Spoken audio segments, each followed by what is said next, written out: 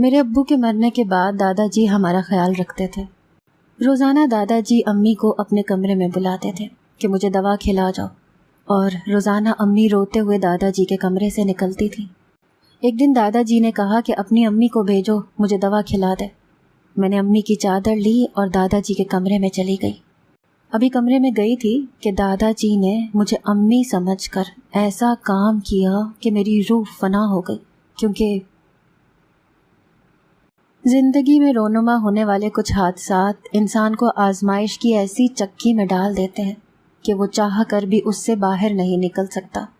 ہم ماں بیٹی بھی ایسی ہی دردناک زندگی بسر کرنے پر مجبور تھے۔ میرے والد کی ناگہانی موت نے ہم پر آزمائشوں کے پہاڑ توڑ ڈالے تھے۔ میری والدہ رو رو کر بے حال ہو چکی تھیں۔ ہم لوگ شہر میں رہتے تھے، لیکن میرے والد گاؤں کے رہائشی تھے۔ انہوں نے میری والدہ سے محبت کی شادی کی تھی، لیکن میرے والد کے خاندان نے میری والدہ کو قبول کرنے سے انکار کر دیا تھا۔ یہی وجہ تھی کہ ہم شہر میں رہتے تھے۔ ہم نے آج تک اپنے دادا دادی اور باقی خاندان والوں کو نہیں دیکھا تھا۔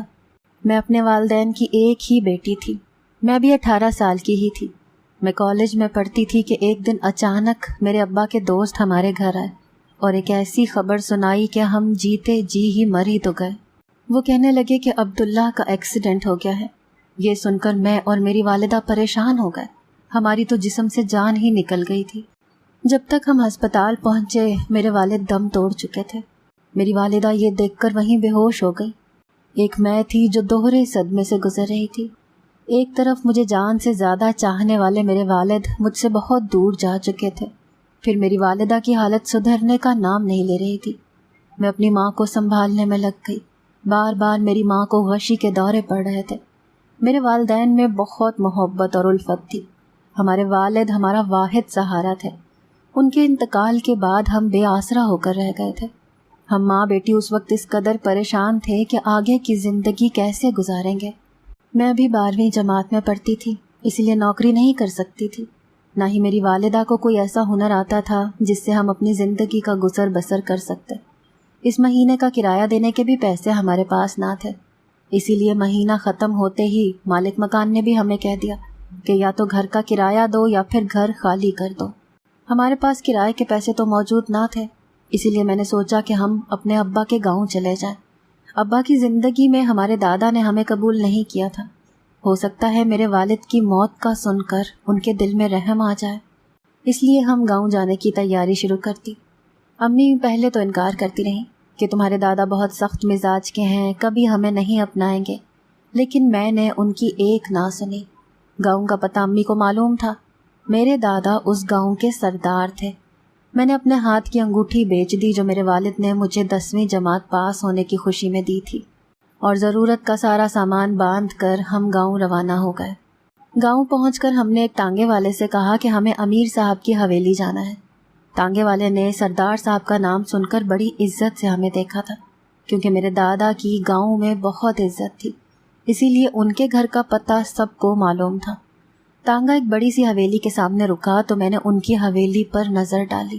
محل نما حویلی کو دیکھ کر میرے دل میں خیال آیا کہ ہمارا وہ گھر تھا جس پر میرے باپ کا حق تھا، لیکن میرے دادا نے انہیں اس لیے اس حق سے محروم کر دیا کہ انہوں نے میری والدہ سے پسند کی شادی کی تھی۔ حویلی کے چوکی دار سے ہم نے کہا کہ ہمیں سردار صاحب سے ملنا ہے۔ وہ ہمیں اندر لے آیا۔ وہ سمجھا کہ ہم بے بس اور مجبور سی عورتیں ہیں، چندہ یا خیرات مانگنے آئی ہیں۔ اس نے ہمیں لے جا کر باہر کے لان میں بٹھا دیا۔ کہنے لگا کہ بی بی یہاں پر بیٹھ جاؤ، سردار صاحب ابھی آئیں گے تو تمہاری اچھی مدد کر دیں گے۔ میں اپنی والدہ کے ساتھ خاموشی سے وہاں بیٹھ گئی۔ میری والدہ بہت گھبرائی ہوئی تھی۔ مجھ سے کہنے لگی کہ جس شخص نے ہمیں تمہارے باپ کی زندگی میں قبول نہیں کیا وہ اب ہمیں کیا قبول کرے گا؟ تم کیوں مجھے یہاں لے آئی ہو؟ میں نے کہا کہ یہ حویلی میں میرے باپ کا بھی حق ہے اور میں اپنے باپ کا حق لینے آئی ہوں۔ ہم کوئی بے سہارا فقیر نہیں ہیں جو یوں فقیرانہ زندگی گزاریں۔ میری بات پر میری ماں مجھے غور سے دیکھنے لگی، کہنے لگی کہ یہ بڑے لوگ ہیں، ہم جیسوں کو دھکے مار کر نکال دیں گے۔ ابھی میری امی بات کر ہی رہی تھی کہ سامنے سے سردار صاحب آ گئے، سفید کلف لگا شلوار قمیض پہنے۔ وہ ہمیں دیکھ کر مسکرانے لگے، ہمارے پاس آ کر رک گئے، کہنے لگے کہ اپنی ضرورت بتاؤ بی بی۔ سردار صاحب کے گھر سے کبھی کوئی خالی دامن نہیں گیا۔ سردار صاحب کا انداز بڑا متکبرانہ اور نخوت سے بھرا ہوا تھا۔ میں نے کہا کہ میں اپنا حق لینے آئی ہوں۔ میری بات سن کر ان کے ماتھے پر تیوری چڑھی۔ انہوں نے مجھے غور سے دیکھا، پھر پوچھنے لگے کہ کون ہو تم اور تمہارا ایسا کون سا حق رہتا ہے میری طرف؟ میں نے کہا کہ میں آپ کے بیٹے کی بیٹی ہوں۔ یہ سن کر ان کا چہرہ پل میں متغیر ہوا تھا۔ غصے سے لال پیلے ہوتے ہوئے کہنے لگے، مر گیا عبداللہ میرے لیے، اور تم یہاں کیا لینے آئی ہو لڑکی؟ سردار صاحب بلند لہجے سے بولے۔ یہ سن کر میرے آنسو جاری ہو گئے۔ میں نے کہا، سچ کہا آپ نے، میرا باپ مر چکا ہے۔ میں روتے ہوئے بہت دل گرفتگی سے بول رہی تھی۔ یہ سن کر وہ مجھے بڑی حیرت اور تعجب سے دیکھنے لگے، پھر طیش میں آ کر بولے، بکواس بند کرو اپنی، جو منہ میں آ رہا ہے بولی جا رہی ہو۔ کچھ نہیں ہو سکتا میرے عبداللہ کو۔ میں نے کہا، میں سچ کہہ رہی ہوں، آپ کا بیٹا مر چکا ہے۔ یہ سن کر تو ان کا چہرہ بدحواس سا ہونے لگا، ان کی آنکھوں سے آنسو جاری ہو گئے۔ کہنے لگے، کیا کہہ رہی ہو؟ میرا بیٹا مجھے یوں چھوڑ کر نہیں جا سکتا۔ میرا بیٹا ہے وہ، ایک دن میرے پاس لوٹ کر آ جائے گا۔ تم لوگ جھوٹ بول رہی ہو، میرا تم لوگوں سے کوئی رشتہ نہیں ہے۔ وہ بے یقین سے تھے، یا شاید صدمے میں تھے، شاید میری بات کا انہیں یقین نہیں آ رہا تھا۔ میری والدہ فوراً کہنے لگیں کہ آپ کا بیٹا ہی میرا شوہر تھا اور یہ آپ کی پوتی ہے۔ امی نے اپنے پرس سے ابو کی تصویر نکال کر انہیں دکھائی اور میری طرف اشارہ کر کے سردار صاحب سے کہنے لگیں کہ یہ آپ کا خون ہے اور میں آپ کی بہو۔ اب آپ چاہیں تو ہمیں اپنا لیں، چاہے تو دھتکار دیں، لیکن ہمارے پاس اس گھر کے علاوہ اور کوئی ٹھکانہ نہیں ہے۔ کچھ دیر تو خاموشی سے روتے رہے، آنسو بہاتے رہے، پھر نہ جانے کیا سوچ کر انہوں نے مجھے اپنے ساتھ لگا لیا اور پھوٹ پھوٹ کر رونے لگے۔ کہنے لگے کہ تم میرے بیٹے کی نشانی ہو، میں تم لوگوں کو کہیں نہیں جانے دوں گا۔ بے شک میں عبداللہ سے ناراض تھا، لیکن میں نے یہ کبھی نہیں چاہتا تھا کہ وہ مجھے چھوڑ کر چلا جائے۔ میں تم لوگوں کو بھی اس طرح نہیں چھوڑ سکتا۔ یہ سن کر ہمیں اطمینان ہو گیا کہ اب ہم بے سہارا نہیں رہے، لیکن یہ معلوم نہیں تھا کہ ہم ماں بیٹی ایک بہت بڑی مصیبت میں پھنس جانے والے ہیں، جہاں سے نکلنا ہمارے لیے ممکن ہی نہیں ہوگا۔ سردار صاحب ہمیں حویلی کے اندر لے گئے۔ بہت بڑی حویلی تھی، ہر کام کے لیے ڈھیروں نوکر تھے۔ شروع میں تو سردار صاحب نے ہمارا بہت خیال رکھا۔ وہاں جا کر یہ بھی علم ہوا کہ میرے والد کے گھر چھوڑ کر جانے کے بعد میری دادی کا انتقال ہو چکا تھا۔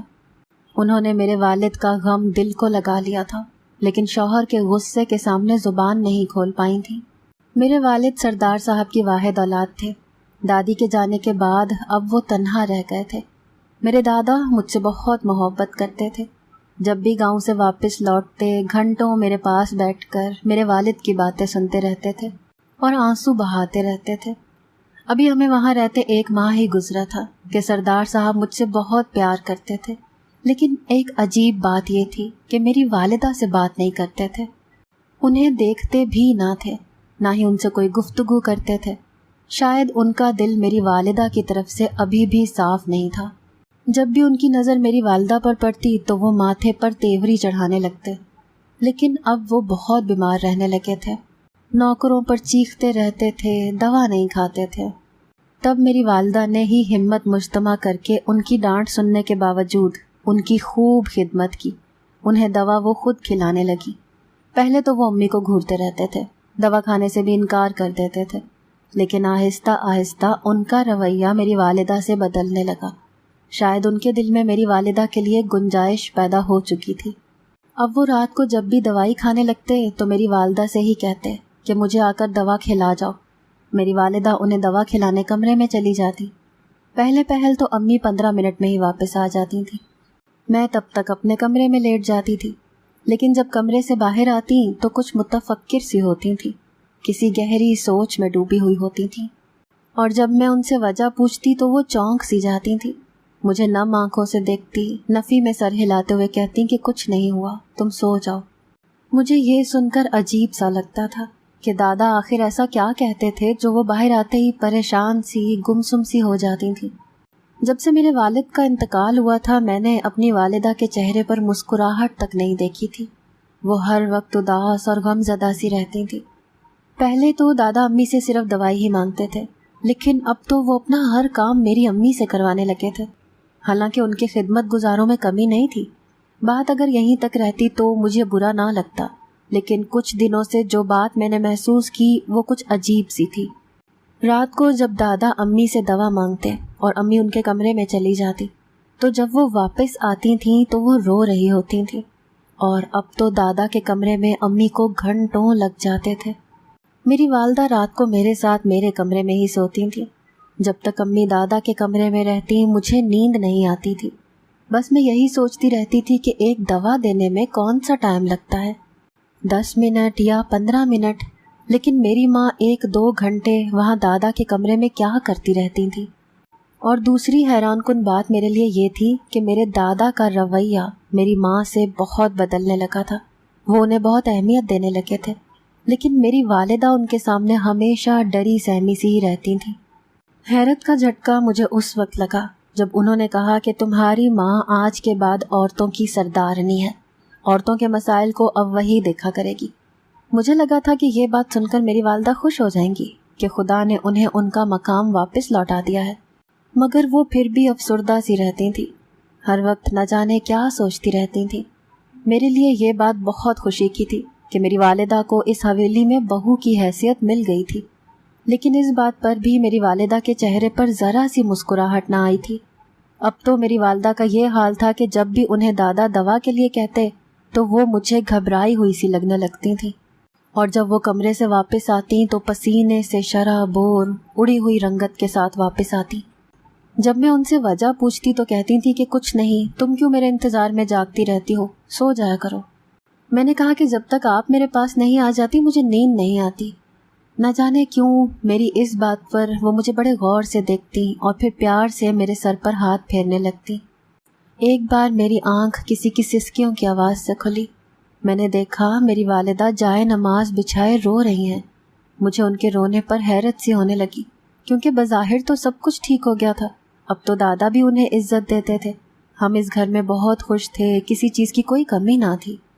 دادا نے گاؤں والوں کے سامنے مجھے پوتی کی حیثیت سے قبول کر لیا تھا، میری والدہ کو بہت اہمیت دیتے تھے، پھر وہ کیوں روتی رہتی تھیں؟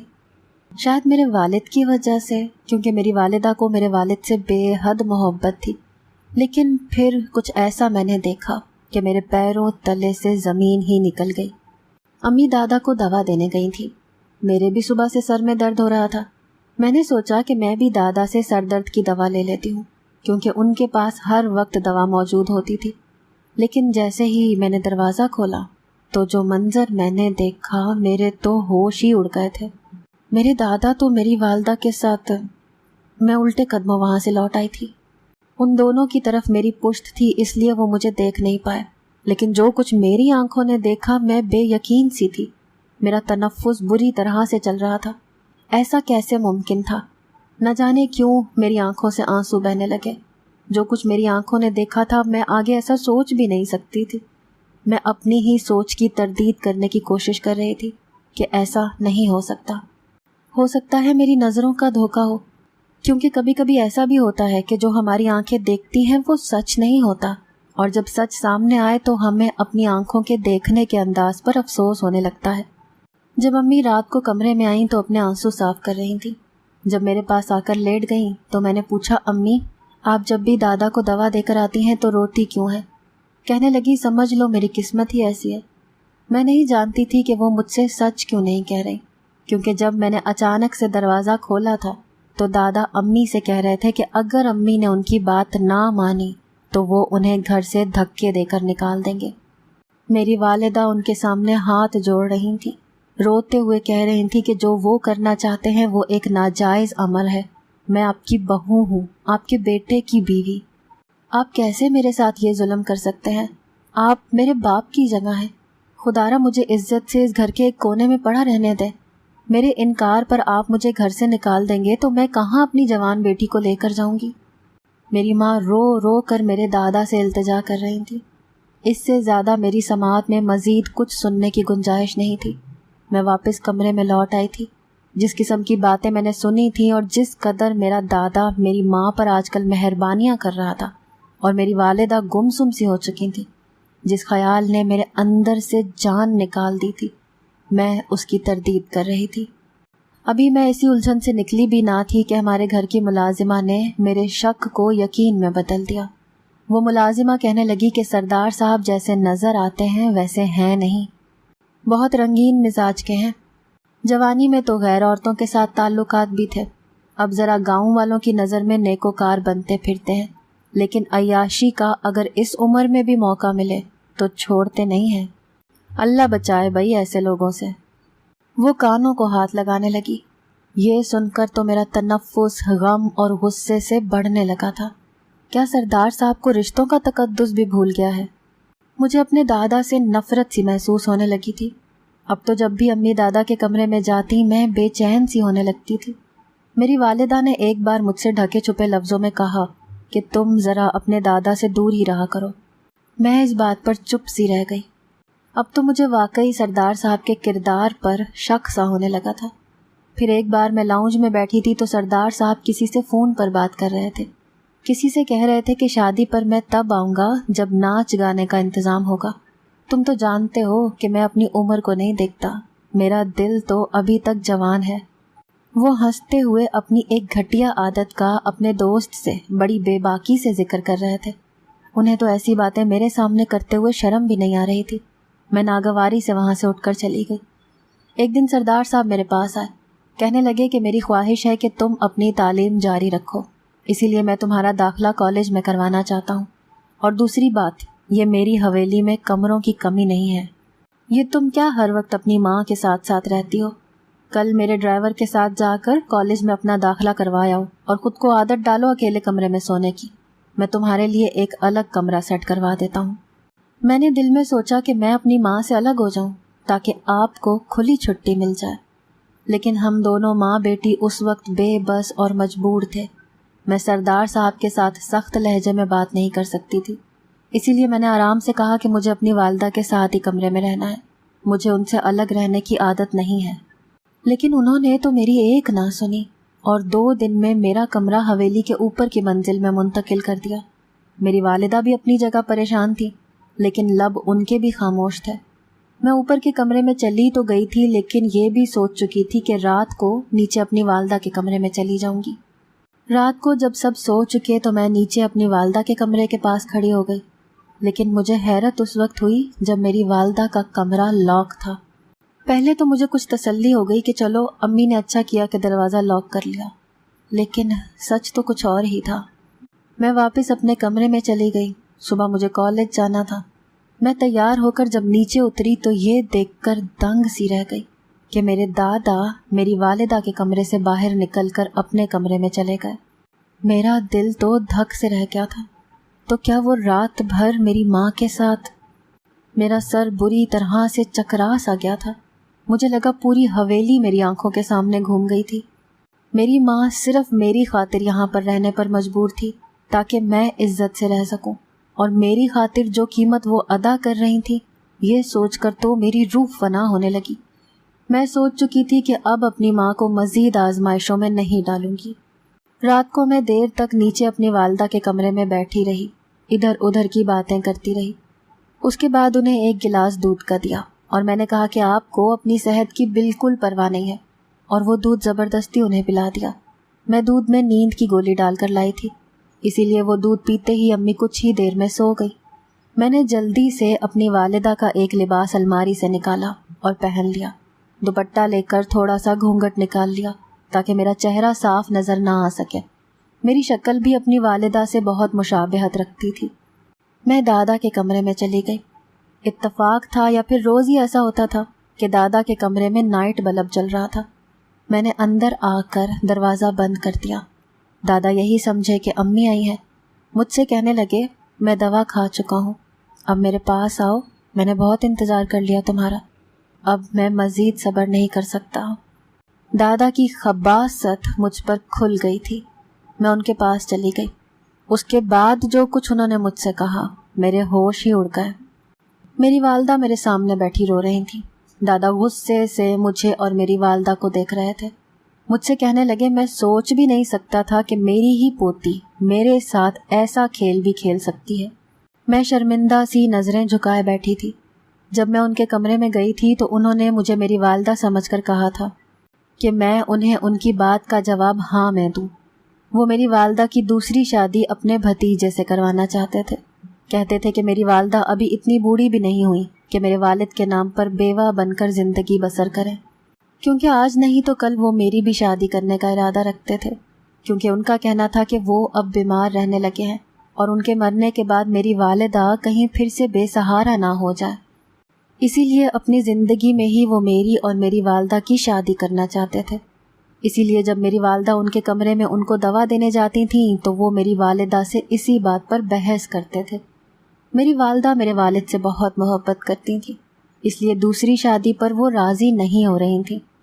میرے دادا اب مجھے تعصب سے دیکھ رہے تھے، کیونکہ جب انہوں نے مجھے میری والدہ سمجھ کر پوچھا تو ساتھ ہی اپنا لیمپ آن کر دیا۔ امی کے کپڑوں میں مجھے دیکھ کر وہ آگ بگولا سے ہو گئے۔ جب مجھ سے پوچھا کہ میں کیوں اس حلیے میں آئی ہوں تو میں نے جھجکتے ہوئے انہیں وہ سب بتا دیا جو میں سوچ رہی تھی۔ دادا کا یہ سن کر چہرہ سرخ ہو گیا۔ انہوں نے مجھے اتنی بلند آواز سے ڈانٹا کہ ان کی آواز پوری حویلی میں گونجنے لگی۔ امی بھی اٹھ کر دادا کے کمرے میں آ گئی۔ جب سچ امی کو پتہ چلا تو انہوں نے میرے منہ پر تھپڑ مار دیا کہ تمہیں شرم نہ آئی یہ سب سوچتے ہوئے؟ اور اب میں گردن جھکائے بیٹھی رو رہی تھی۔ میرے دادا نے بالآخر میری والدہ کا نکاح اپنے بھتیجے سے کروا ہی دیا۔ مجھے بھی وہ میری امی سے دور رہنے کا اسی لیے عادی بنانا چاہتے تھے تاکہ جب وہ ان کی شادی کریں تو میں یہ بات اپنے دل پر نہ لوں۔ مجھے خود پر افسوس سا ہونے لگا۔ میں کیا سوچ رہی تھی؟ صحیح ہی کہا ہے کسی نے کہ آنکھوں دیکھا ہمیشہ سچ نہیں ہوتا۔